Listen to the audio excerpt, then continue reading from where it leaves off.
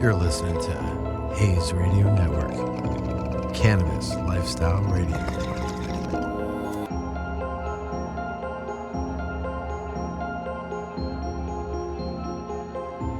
So we're live, CWCBE. It's kind of cool to come down and check out all the different cannabis stuff that's going on and everybody in the industry. And lo and behold, the first person I get to see is my buddy Brian from LA Cannabis News. What's going on, my brother? Hello, Andrew. Thank you for having me on your lovely radio station here at the CWCBE Expo. Yeah, absolutely, man. What do you, were you kind of excited about coming in? You think it was going to be pretty busy? Like, what were your first, I guess, thoughts when you were thinking about coming down? Traffic, no shit, right? That was my first thought. The timing is crazy. It either take like 40 minutes or an hour and a half. Well, for you, it probably could take like 3 hours. Oh my God. Oh, if I went from my house, yeah. Absolutely. That'd be fucking nuts and shit. Tell everybody who hasn't, heard about LA Cannabis News or yourself a little intro about what, who you are and what you've been doing. Sure. So we're LA Cannabis News. We're a localized media company here in Los Angeles. We cover the local news, jobs, events, resources of Los Angeles, mainly in the social equity, regulations, crime, black market, all the good things that are happening within the cannabis and hemp industries within Los Angeles and Southern California. Hell yeah. And how long has it been around? Well, it's been, it was actually a year ago almost that I think it was almost a year to the date that I was on your show when I first came on. Was it, actually it was longer than that. It's actually, because it came in, yeah, but not during the CWCBE. Because I remember you might have even said hello to me the last time that we had the booth here last year. I don't remember. Did you come last year? No, I don't know. No, I wasn't here last year. The year before scared me. Yeah. The Nice. year before scared you? Because there wasn't a lot of people, or what do you think? Well, it was more of a, it's a B2B aspect here. There's no consumer action here. No, it's all business. It's all business. And at the time, I was a consumer. Sure. I wasn't in the business yet. Sure. I was still a consumer, so I'm walking around thinking there's going to be free weed everywhere. And oh, yeah. I found out there's just free sunglasses. And not like High Times. No. Or all the events that they have going on, No, right? No, not at all. But I've had some CBD hard candies and some other fun items. There's a lot of... Are you finding year after year there's more creative stuff and competition, or do you find that there just seems to be a lot of the same stuff? I think it's a lot of the same stuff, and I think there's more, there's interesting here. There's booths here that have nothing to do with the cannabis industry. Really? I didn't even actually notice. What did pop up? I got some people to stick some crap on my eye here, some like eye shade stuff, and as I'm walking around, I'm seeing that there's more like skincare companies. But is it CBD based or just skincare general? Skincare general. Really? Wow. And it was very strange that they're here. There's also obviously some people from the other side in the Asian community here that are covering all the knockoff products. Oh, really? I mean, like all the CBD, the cartridges and the batteries, all the ones that you find that are having problems and stuff. There's a lot of companies here that are, nobody knows the backgrounds of these companies. But you've been kind of being investigative about certain ones, or no? No. We don't have to call anybody out right now on the show, but we're not going to call any names out. But there's some interesting companies here, just of the stuff that I've seen lately happening in the vape world. And some of the cartridge, white label companies, I guess you call them here. Sure. What they got going on. It's interesting. There's so many cannabis conferences now. There's so many, right? This week alone, there was... It's almost confusing. Yeah, right? It's very confusing. And it's confusing on what to go to, or what, or how you want to, or what you want to. Yep. Are you an individual that's looking to, hey, what am I going to do to get into the cannabis industry, right? And then you have all these businesses and these investors and all these rich guys that want to, put a fund together or this or do something to get into cannabis, but a lot of them have no fucking idea what to do, right? I mean, right? Is that mainly they just throw an idea up in the air and it fucking sticks? I think so. There's all sorts of different types of cannabis company or cannabis industry companies here. So it feels like there's some of these companies here is literally they threw an idea up against the wall and it stuck, and they decided to roll with it and spend thousands of dollars in marketing, and here they are today. I know. And would you say, in your opinion, if you had a ratio, how many out of 10 pop up and truly aren't going to survive? What would you say? Of the people here today? Let's say people getting into the cannabis industry and starting a cannabis business, 1 out of every 10, let's say out of every 10 people, how many will actually find success? And how much of that ratio would you think are just people that end up putting all their money in and then fucking being broke and just thought they'd be super rich off of the cannabis rush? There is, number one, there's a huge amount of people that thought they were going to be super rich off this cannabis rush. The people that are making the money, unfortunately, are all the lawyers and the accountants. Right? The lawyers are cleaning up like the accountants are cleaning it up right now. How much they charge to write, 15 or 20 pages, or let's say 25 pages, right, for an application. Oh, yeah. There's no guarantee. And there's no guarantee. And, they read what the points are, and they read how, one goes to be scored. But anyone could do that. Yeah. And in the end, when they actually read everything and look over everything, do you really think who the lawyer is that wrote it? Oh, yeah. Is that it's much a paralegal. It's not even that lawyer. Well, not even the lawyer, but with the lawyer's stamp name, do you really think that is a guarantee? Not at all. No. And then back to your ratio of how many companies will survive. I see it much like the startup industry. So in the startup industry, in the mobile app world, usually they say there's about 600,000 new mobile apps every year. Wow. 5% of those actually make it onto the Apple iStore or the Apple Store and to the Google Play Store. So you're saying to actually even make it to Google Play in that type of a situation, wow. Yeah. You're saying that it doesn't. It's about 30,000 apps a year make it to Google Play and to the iStore. Really? That many. But then in the first 30 days, there's usually about, I think it's like a 90% drop-off rate. So my point is at the end of all of this, just like in the startup world, I think it's 96.7 or 97% of startups fail. So I see that much in the cannabis industry as well. I think between 93 and 95, maybe 96% of the companies in the cannabis industry fail. And not only that, what you were saying about the thing about the apps. Yeah. One, it's hard to get an app on Google Play or Android, but I do have to tote that Hayes Radio. Yep. Go to your iPhone or Android store, type in Hayes Radio, and you can check out our app.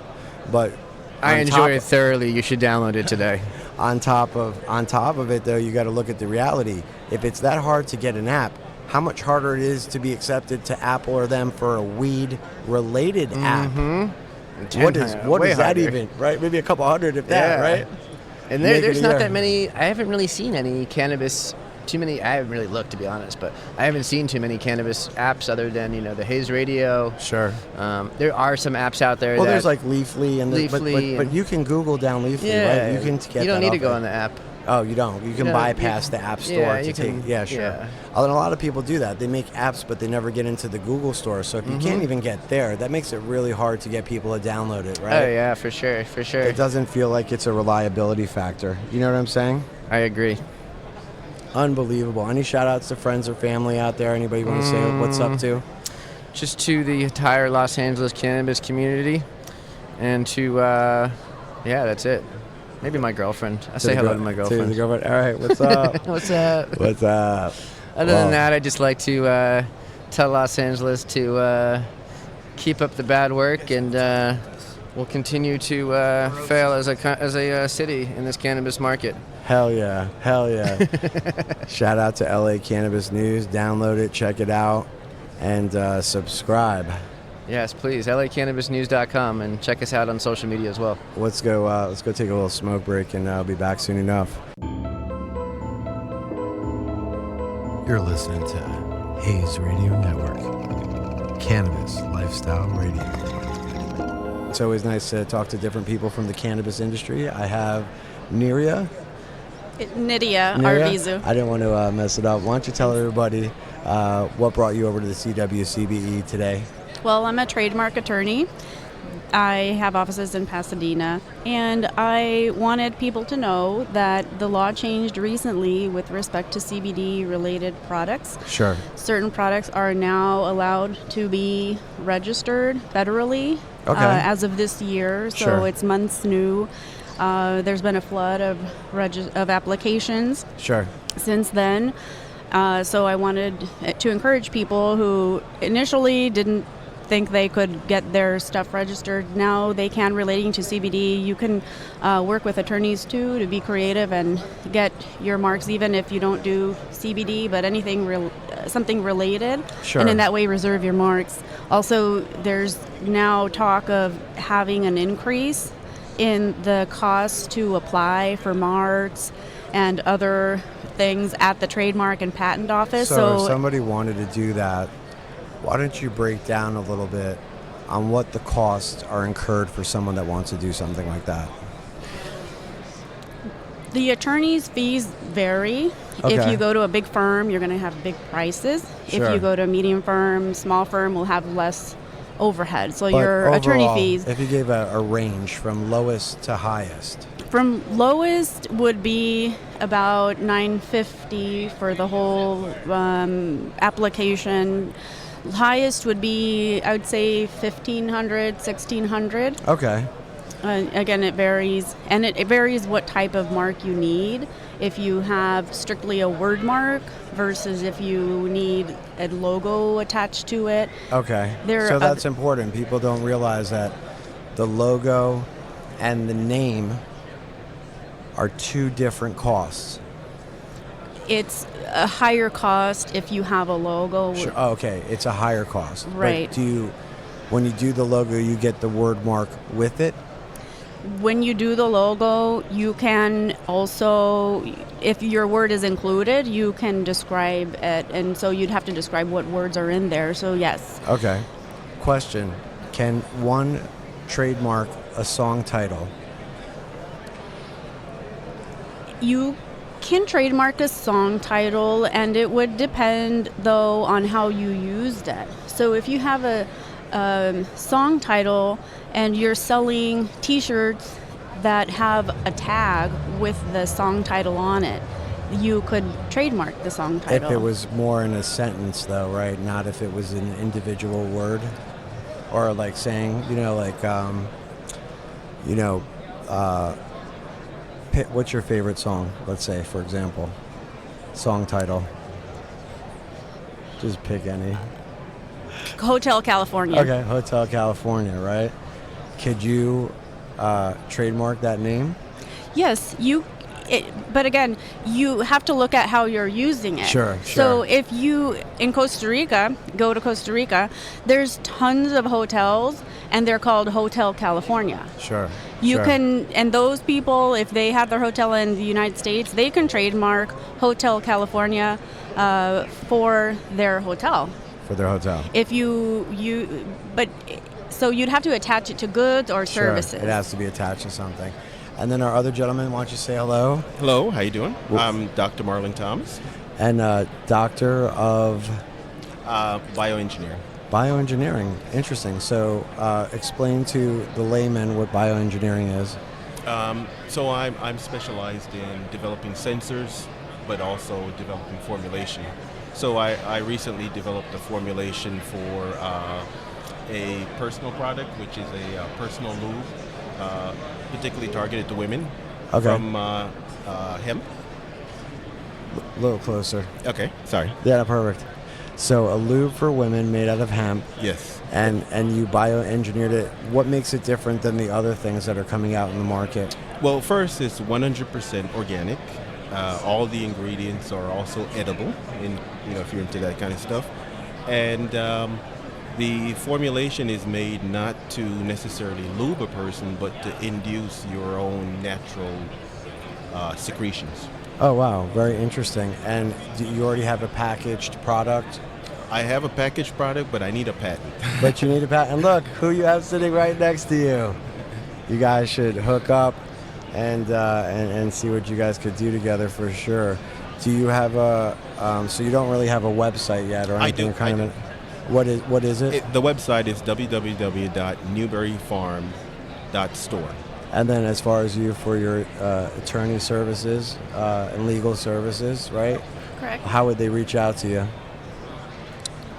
I have a website as well. It's ipcouncil.us. ipcouncil.us. Nice. So if they're interested into getting, patent, trademarks, things of that nature, you have very competitive rates, let's say. Correct. I'm a sole practitioner, so I'm on the low end. I have very little overhead. That doesn't mean I'm not quality. I'm good at what I do. Yeah, for sure. Can I get a business card? Yeah. Of course, and I'll take yours. And then I'm you interested. guys could swap out. I'll take both of your cards also, so I know how to spell your name on the cast. But my question, what I'm wondering about. Let me see here. So Marlon, what did you do before?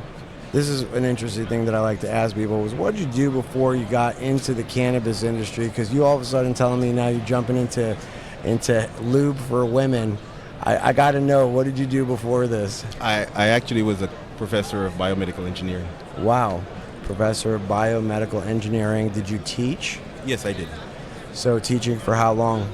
Almost 6 years. Almost 6 years. And if your students could know that you kind of stopped the education practices to get into the cannabis industry, would they be surprised? I bet they'd get a kick out of it. Yeah, they would get a kick out of it, right? That's great. Do either of you, do you have a shout out, friends and family, anybody you want to say hello to? I'd like to shout out my wife, my father-in-law, and my brother-in-law who are here with me today. Great. And you? I'd like to shout out to my dad, who's home taking care of my 2-year-old while I'm here at the cannabis convention. Nice. Shout out to Dad for all you do, and all those people that are out there pursuing the cannabis industry. My name is Andrew Pizzicalis. This is the Hayes Radio Spotlight. And before I jump off, got to give a shout out to one of our sponsors. Ryan, you want to say hello? Say what's up? Hey, thank you, Andrew. How you doing? You came in from Arizona to check out this cool convention and bring the rosin bomb, right? Yeah, absolutely. Got to let these people know what rosin is, right, and how to press it correctly. Yeah, Absolutely, solventless, and that is the key. That is the key. And Ryan will be joining me throughout the 3 days we have here at the convention, and checking out all the different people that we got going on. And can't press any bud at this show, but you'll be able to see us press bud at other events they got all through California at High Times and other different events where you get to squish your favorite buds with the rosin bomb for sure. Thank you guys. I think it's about time to I have my threshold when I got to go take a little break and have a little smoke and a little snack. Thank you guys so much for coming on, and download Hayes Radio and check out Hayes Radio Network for sure. Thank you guys. Radio. Absolutely. Hayes Radio.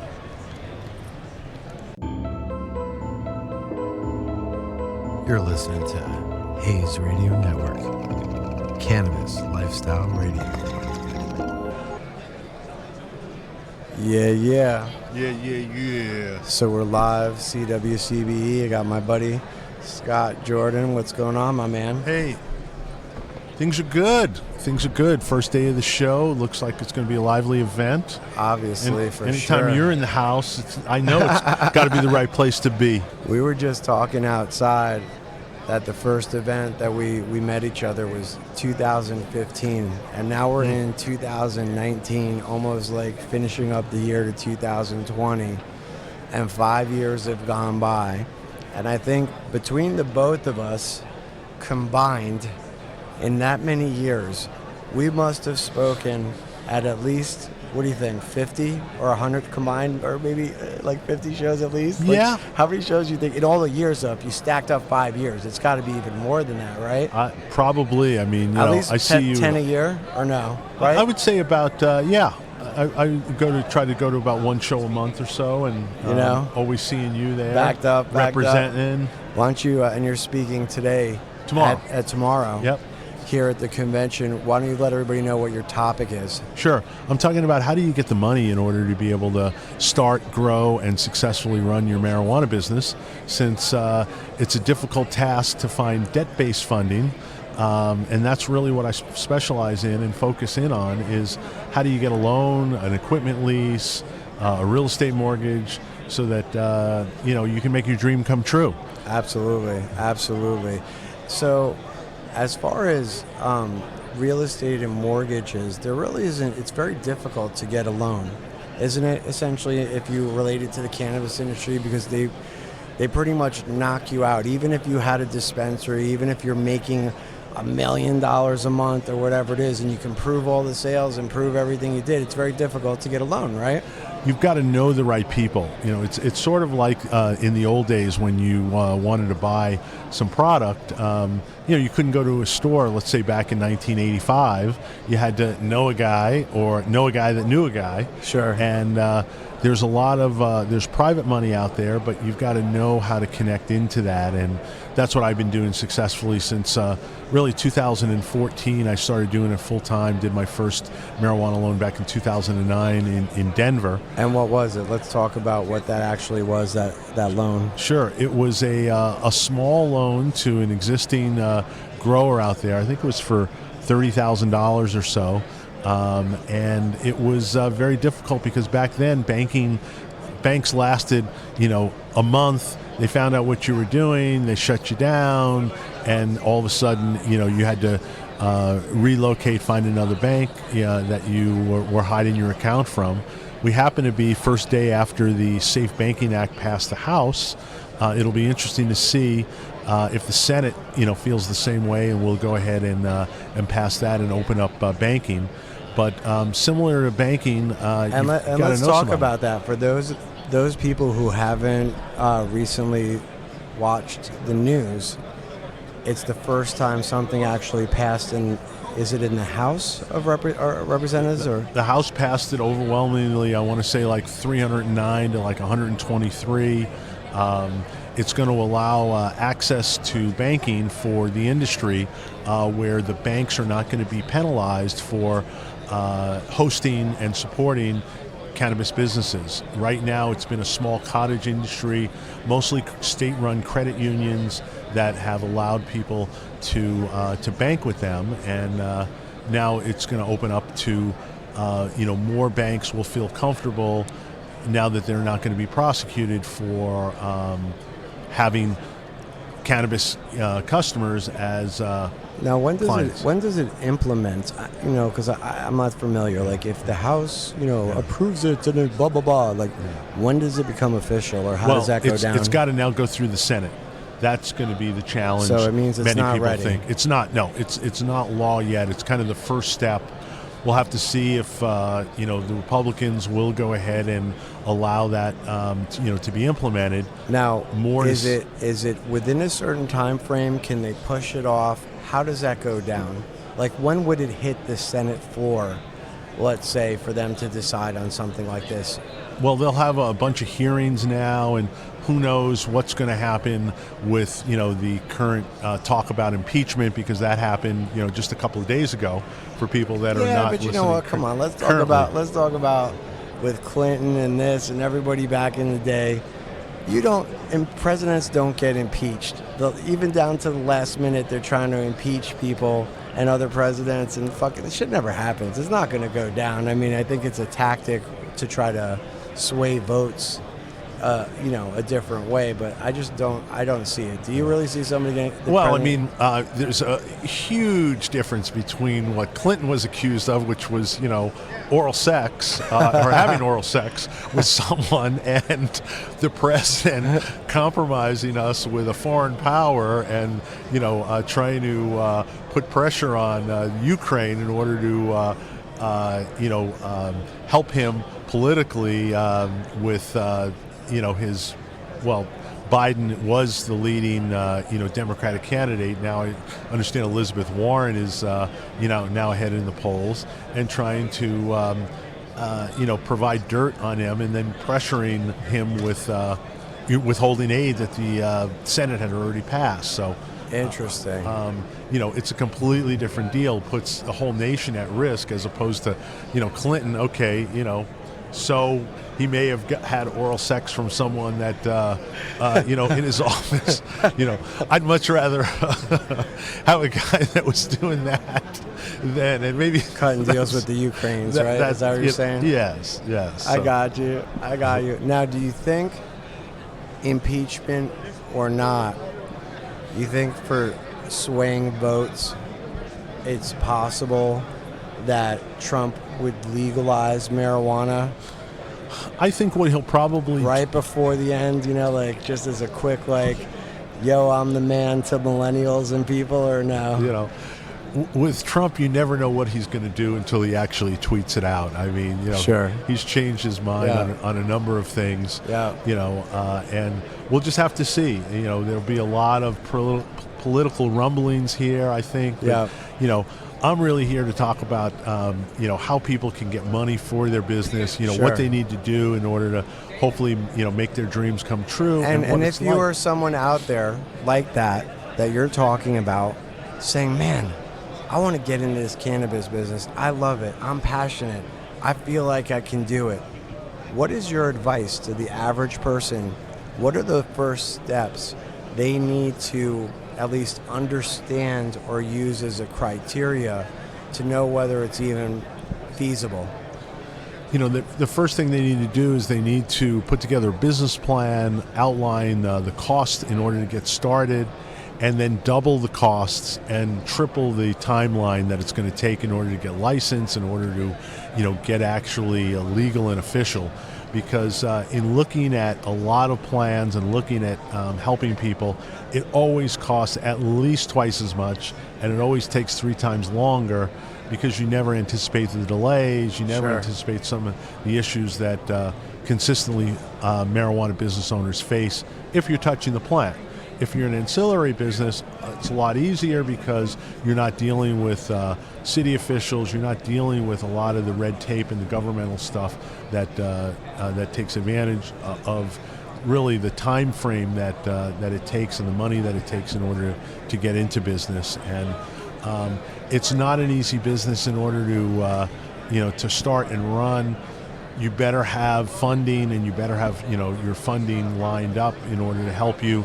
Most people start off with their own capital and then friends and family round. Yeah. Don't expect, even if the Safe Banking Act passes, that banks and other financial institutions are going to fund your startup. What's the trend has been now, there are so many deals out there that the private funding sources and the venture capitalists are looking for businesses that have already started, that need that have revenue, that just need some additional rocket fuel in order to push them to really take off.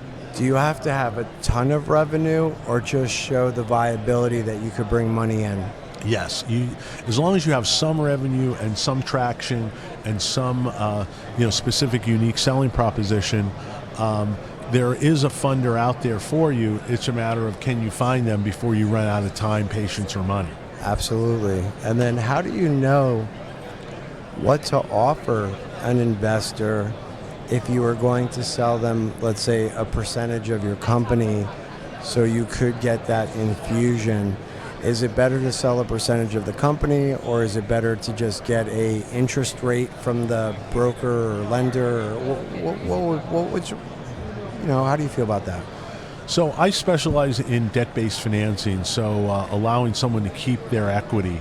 I deal mostly with companies that are, existing and have, some traction and some revenue, or have started out with some assets and now want to look at leveraging those assets and, getting a loan against equipment or real estate. Interesting. In terms of, I can help startups if they have good credit, if they have, low utilization of their, current credit cards and current revolving lines of credit. Those are the kind of companies that I look for that can get up to about 250,000 or so with a good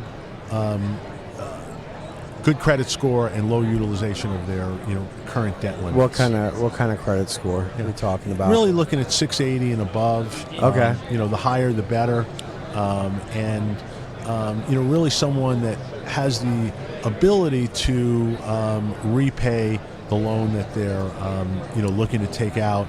I've got some 0% options available where you can borrow at 0% for anywhere from 9 to 15 months, and can use it to get your business going and growing. Wow. If someone was interested in utilizing you as a possible avenue, how would someone get in touch with you?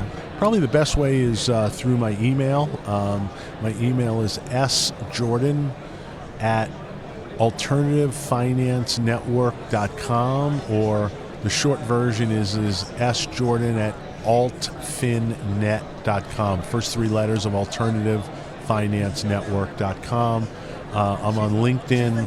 I'm on Instagram as well. You can look me up, Scott Jordan. And are you lending mainly to people in the cannabis industry, or are you venturing, let's say, outside of that? I focus in on cannabis lending because it's such a need for people to be able to get financing for the industry. There's not many people that are providing that type of financing. I can help other industries as well, but really focus in on the cannabis businesses, because my passion is helping the underdog, helping people that really need the ability to be able to level up the playing field and be able to get their piece of the American dream. Nice. And expand out to do that. Hell yeah. My grandmother taught me a long time ago, it's great to help the underdog. It creates good karma, and when not many people are doing something like that, it's a great thing to be able to do and help people. And I really want to help people at this point in my career. Helping people is more important than making money to me. How many around, how long did you start lending out? Was it 2015? 2015, I did my first loan to Sure. a little company down in Irvine. You probably heard of. Which one? Called Weed Maps. Oh, no shit. Yeah. Really? Get the fuck out of here. Yeah. Wow. I got- Get the fuck out of here. You got that. That's got wild, them right? a Look at how revolving big they are credit, now. Right? and yeah, exactly. And they've kept all their equity, and Since then, how many around have you helped out, let's say, in the industry? I've done about 70 deals worth about $31 million since then, and have helped companies like Spark up in San Francisco. They've Nice. got a few dispensaries. We help them expand. I've helped a 5-store chain up in Oregon called Khalifa expand. I've heard of Khalifa for yeah, sure. Yeah, I've helped a clinic in Denver. Now, of all those 70, just like any loan, and there's not always 100% success rate, have you had a lot of, let's say, foreclosures or not being able to pay back the loans and things of that nature? I mean, is your rate seem to be pretty good? Thank goodness, knock on wood. I have not been informed of any defaults, and I check with my lenders consistently to find that. So I'm a middle person. What I do is I put together, I'm a matchmaker. I put together someone that needs capital Sure. with someone that has capital. So I don't always see that, but I check in with my lenders, and the thing is people will not continue to support your customers if you bring them people that have defaulted. And so far, knock on wood, I've been pretty fortunate in that instance not to have any defaults. And picking the right people. Picking the right horse, baby. That's the key. Do you deny a lot of people? I wouldn't say a lot, but I mean, what I try to do is I try to counsel people if they don't qualify for a loan, what they need to do in order to get qualified, and or get them into a partner or a co-signer that can help strengthen the application. Because many times people have a parent, a relative, someone else that believes in their cause that can help strengthen up the application. And just like when you graduate from college and you need a car and you want to go into a dealership but you don't have the right history, I remember my first car, my dad had to co-sign, and my dad was all over me. He goes, look, you better make this payment, no matter what. That's the first payment that comes out of your checking account. For sure. Absolutely. Back in the day. And thank goodness I repaid that, because it's an uncomfortable situation. Now, how often do the investors say, there isn't too much money coming into a concept, but it's built, it's brought together, it's cool, and they're like, you know what, I can see that this has an incredible amount of potential, so I want to back it. Does that happen often? Because I don't deal with highly speculative startup ventures like that, I send them over to someone in my network that wants to take a higher risk profile. And when you have a high risk, where you don't have traction, you don't have a proof of concept, you're going to give up equity, and it's going to be costly for you to be able to get that done.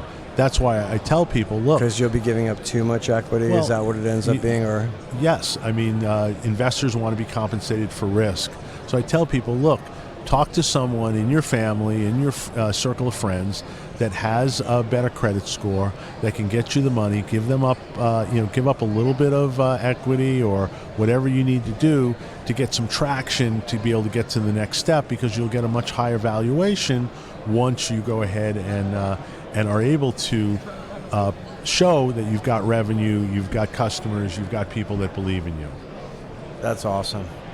That's awesome. It's crazy how many companies are out there trying to raise money, and a lot of times it fails, and a lot of time, let's be honest, right? More than 3/4 that raise money and build these things up and do this shit don't even last. Right? A lot of times. If you got a great ratio, but that doesn't happen that often, right? Right, because I was dealing with established companies that had revenue, had traction. But if you look at the statistics put out by the SBA on non-cannabis businesses, 50% fail in the first year, 80% fail after year 3, 90% fail after year 5. It's a very difficult proposition. 90%. Whoa. And say that again to the stoners out there. Most 50% fail after year 1, 80% after year 3, 90% after year 5, because it's very difficult. You need a lot of different skills in order to run a business. And to last 5 years, you're saying? Yes. And so if cannabis is even harder. It's even crazy because you've got so much more regulation, you've got so much more headwind in front of you to be able to make it happen, and factors you don't necessarily know up front. Correct. A lot of added taxes, fees, filings, opinion, fucking codes, right? Just a lot of stuff. So much shit, right? Yep. And one of the you could buy a building. Right? You could get all this stuff that you need, think you could get it all, and then all of a sudden you don't get the right permits or this or that, and then all of a sudden you were hundreds of thousands, if not millions of dollars in, and then you're fucking stopped at the pass. Yep. It happens, and then the vultures come in and buy you for pennies on the dollar. So, any shout-outs to friends and family? Hey, Alex and Janessa, how you guys doing? My son is in Europe right now celebrating, and hope that you are having a great time and enjoying yourself. Nice. What's the next show you're hitting after this? Probably there's a CBD show in Denver that I'll be at in October, and nice. Hopefully I'll see you out there. Yeah, broadcasting. October. I don't know if I'll be October 11th and 12th in Denver. Maybe. Yeah, I might. And then the CWCBE Boston, right? Yep. Are you going to that one? I am not going to that one. Okay. Yep. Yeah, that's third week in October, right, or something like that. Right after that. Yep. Hell yeah. So it was glad to talking to you, man. And, always good to see you, Joe. Always nice to see the familiar face around the shows, definitely. And at least we know year after year we're not gone yet, right? So at least we made it past 5 years. I think we're good, right? Yes, we are. Remember, AlternativeFinanceNetwork.com for your financing needs in the cannabis industry. Thanks, Joe. Peace out, Hell yeah, baby. let's peace. All right. You're listening to Hayes Radio Network, Cannabis Lifestyle Radio.